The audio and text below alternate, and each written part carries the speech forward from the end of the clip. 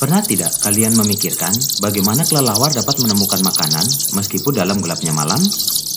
Bagaimana jika ditinjau dari konsep sainsnya? Kelelawar mampu menemukan makanan meskipun dalam kegelapan total karena menggunakan sistem ekolokasi. Ekolokasi yaitu kemampuan untuk melihat dengan suara. Saat terbang, kelelawar mengeluarkan gelombang ultrasonik yang tidak bisa didengar oleh manusia.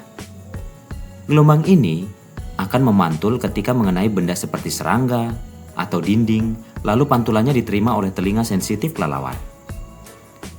Dari waktu pantulan dan arah datangnya suara, kelelawar bisa menghitung jarak, ukuran, bahkan jenis benda yang ada di depannya dengan sangat akurat.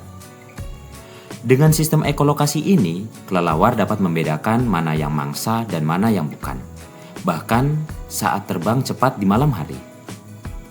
Menariknya, beberapa spesies kelelawar mampu menyesuaikan frekuensi suara agar tidak saling mengganggu saat berburu bersama.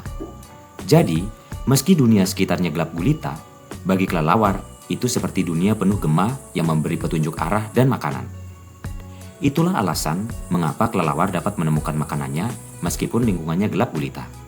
Semoga bermanfaat. Terima kasih.